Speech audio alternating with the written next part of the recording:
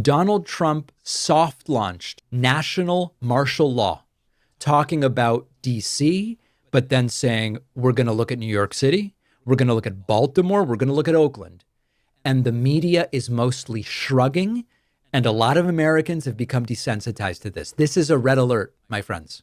Some of the changes that Donald Trump made to the tax law, I don't agree with them, but they're not sirens going off, right? This is that.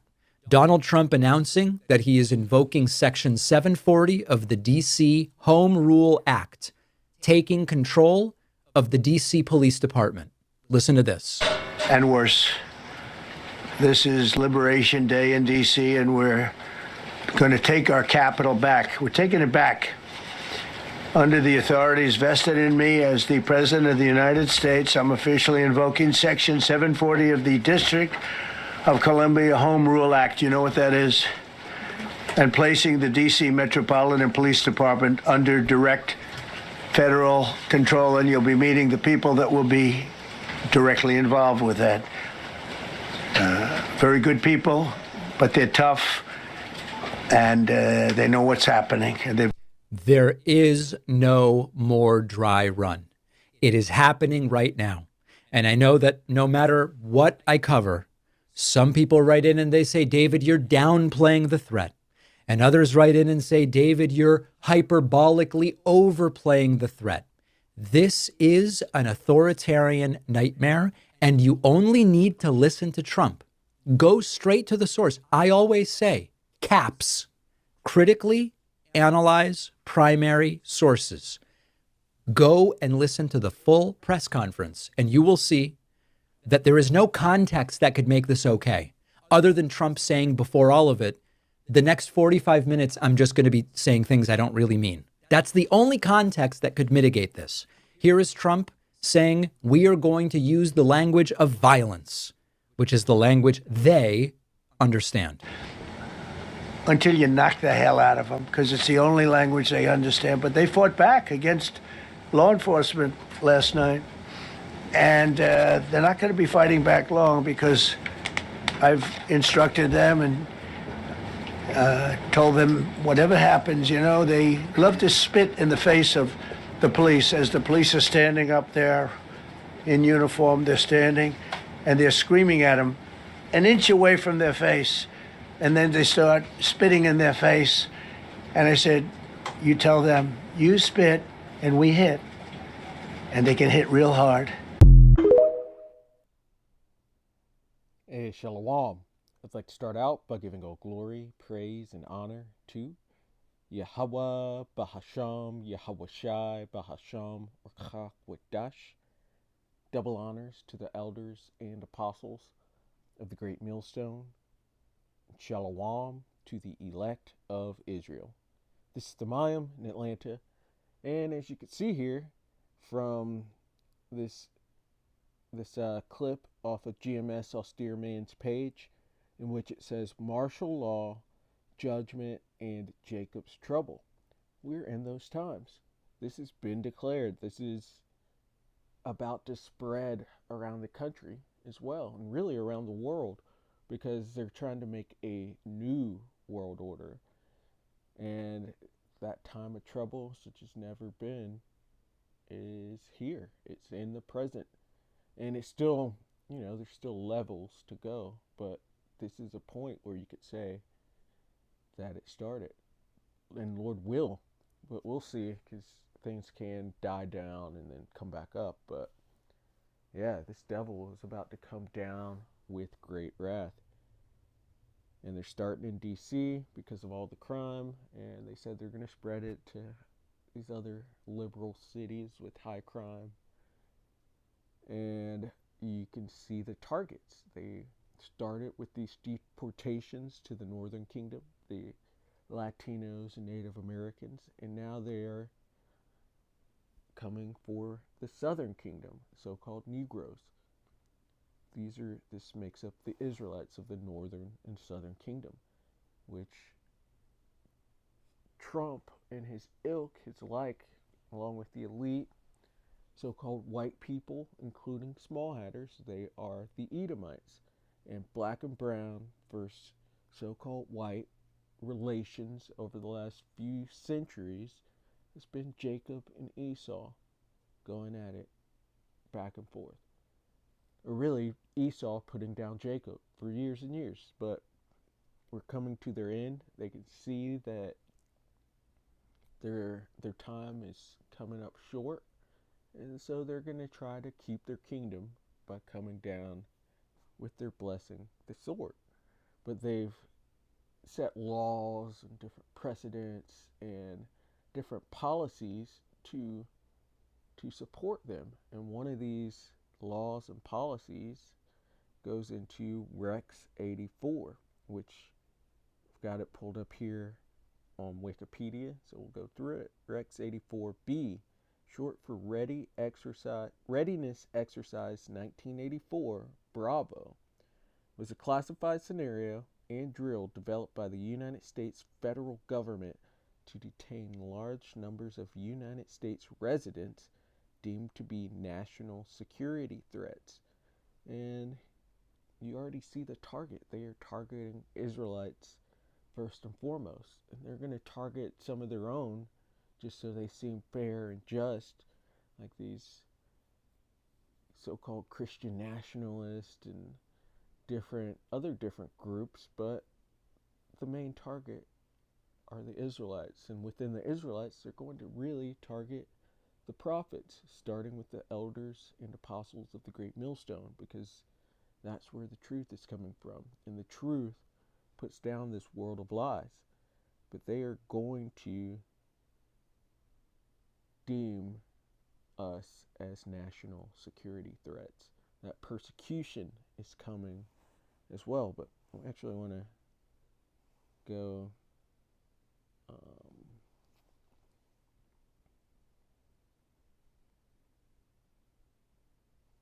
here, because they use the power of the pen to justify themselves.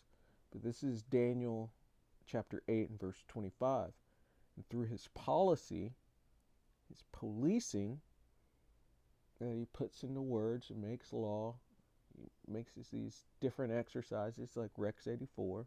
And through his policy also shall he cause craft to prosper in his hand.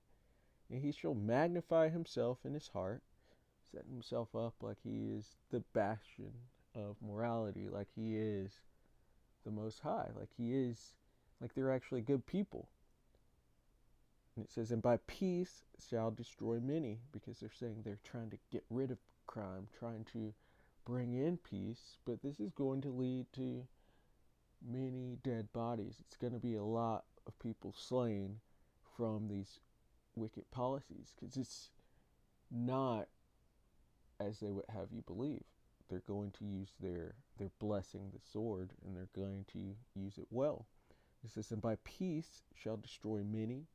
He also shall stand up against the prince of princes, because they're going to try to fight Yahushua with his angels when they return. They're going to get stomped out. This is why they have a space force to fight the Lord. But it's not going to work.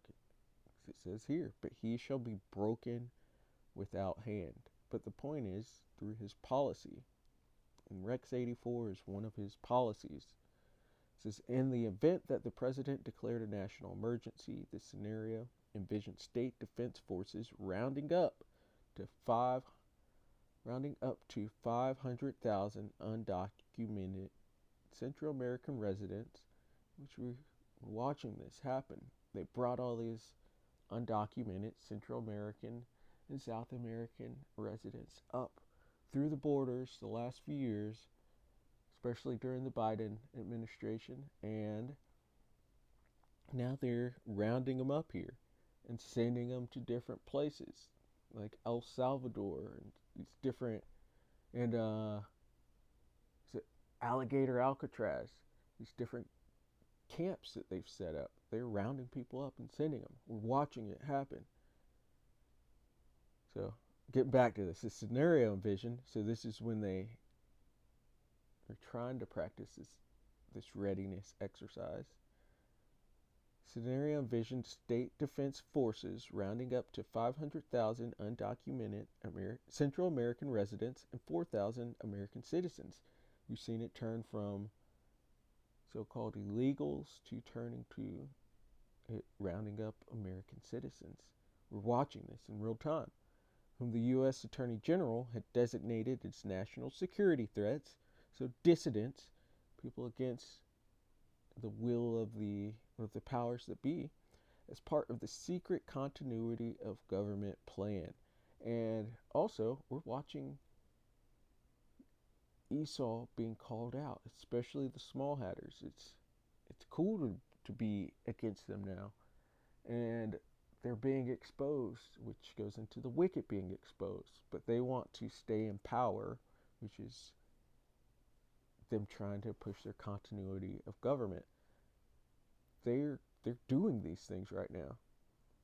It says these people would be detained at 22 military bases and concentration camps run by the Federal Emergency Management Agency, FEMA, in which we're seeing that through the big beautiful bill, they're trying to cut FEMA off, or at least that's what they say to the outside world, but it seems like they might be redesignating it to use in other places, because it will be used with the rounding up of people. It says the existence of master military contingency plans, for which Rex 84 was a part, Operation Garden Plot, and a similar earlier exercise, Lantern Spike, were originally revealed by journalist Ron Rittenhauer, who summarized his findings in a 1975 article in Counter Spy magazine. Starting in 1981, the DoD, the Department of Defense, or FEMA began a tradition of biannual joint exercises to test civil mobilization using the names Proud Saber and Rex 82. And with what's happening now, we might have seen the last readiness exercise over in LA, where they called in the Coast Guard and different forces to put down these protests that were going on. That could have been one of the last exercises before what we're having now, where they're really trying to do this, and they're doing it slowly, gradually, and it's growing and growing. It's going to be bigger. He's already telling you that he wants to put it into these different cities. But just thinking of exercises, it says in 1984, the scenario involved a U.S. Army rehearsal of airlifting the entire 82nd Airborne Division, consisting of 15,000 troops, which I believe 82nd Airborne Division was in Band of Brothers, if I'm correct. I could be wrong on that. Probably am. But it says from Fort Bragg, that's a famous airborne division, basically. That's what I'm trying to say. From Fort Bragg in North Carolina, under the cover of night, and flying them to either El Salvador or Nicaragua as a simulated invasion to enforce the state of martial law. I want to come over here real quick because it says Trump to put detainees in El Salvador is what I searched, but you remember he was talking about this. This article's from April. Homegrowns are next. Trump hopes to deport and jail U.S. citizens abroad. President Trump says his administration is actively exploring a proposal to detain U.S. citizens, send them to prisons in El Salvador, speaking Monday, minutes before a press briefing alongside El Salvador's president, Nayib Bukele. Trump could be heard embracing the concept. The homegrowns are next. The homegrowns, you've got to build about 5 more places, Trump said to Bukele, in apparent reference to prison space that would be needed in El Salvador to house U.S. citizens. El Salvador is already holding hundreds of people in maximum security prison. They were flown from the U.S. in recent weeks after being detained for allegedly lacking legal status and having gang affiliations. They're doing this already. It says flying them to either El Salvador or Nicaragua as a simulated invasion to enforce a state of martial law. I read, we're under Rex 84. Since this part of the exercise has been codenamed Rex84 Night Train, an overall readiness exercise involving 34 federal agencies, was codenamed Rex84 with FEMA's role in assisting the DoD as Rex84 Alpha. Later, when the mass detention scenario involving FEMA was added at the request of FEMA Director Louis Guifrida and Reagan advisor Edwin Meese, and personally authorized by President Ronald Reagan, the mass detention scenario was codenamed Rex84 Bravo. It was modeled on a 1970s Guifrida Meese Reagan exercise in California known as Operation Cable Splicer. This plan was first discovered by the Christic Institute in 1984 and first revealed in detail in a major daily newspaper by reporter Alfonso Chardy in the July 5, 1987 edition of the Miami Herald. Possible reasons for such a roundup were reported by widespread opposition to a U.S. military invasion abroad, such as if the United States were to directly invade Central America to combat what the government perceived as subversive activities. The plan also authorized the military to direct the movement of civilian populations at state and regional levels, according to Professor Diana Reynolds. Yeah, I think we're actually under this. So many similarities, the El Salvador thing, the rounding up the undocumented Central Americans, and then rounding up the actual American citizens, and this all being as national security threats, trying to get away from the subversive activities as well, which goes into the truth coming out, because it does put down all of the ways and thoughts of this place, because it's built up off of lies. But we're coming into the time of Jacob's trouble, and that sword is being sharpened. The legislation has been moved. These policies are being put in place to put down the Israelites, the Negroes, Latinos, and Native Americans. We've been scattered as well, so we're going to come back looking like all of the other nations, but that skin color has been an identifier for us for a long time, and it's really the last time, because after Jacob's trouble, the salvation comes, or during Jacob's trouble, the salvation comes. But this sword is being sharpened. Ezekiel 21 and verse 8. Again, the word of the Lord came unto me, saying, Son of man, prophesy, and say, Thus saith the Lord, Yahweh Ba'ashem Yahweh Shai. Say, a sword is sharpened and also furbished. The sword is being sharpened and made for the Israelites. It's being made for other people as well, because Jacob's trouble turns into everyone's trouble. But you could see that they are targeting Negroes, Latinos, and Native Americans. It is sharpened to make a sore slaughter. It is furbished that it may glitter. Let's get that word, furbished.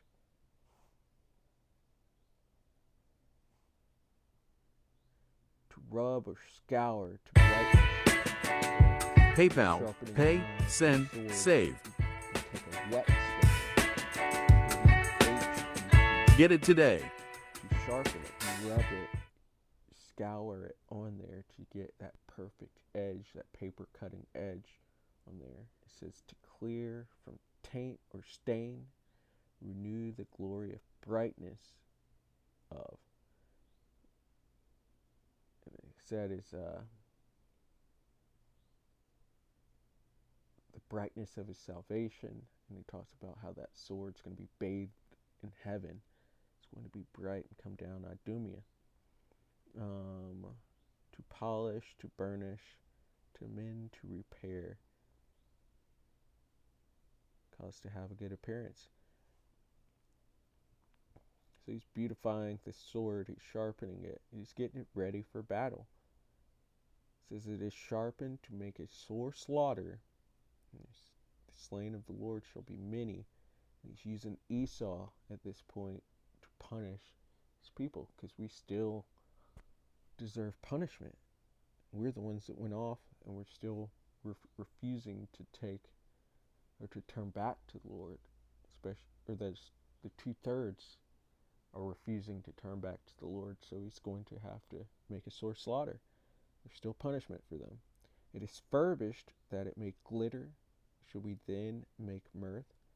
Our people are still making mirth, even though this sword is being sharpened. This time of Jacob's trouble is here, but we're still partying and worrying about silly things when we should be looking at the enemy and turning back to the Lord first and foremost, before anything, which the Father's name is Yahweh and the Son's name is Yahweh Shai.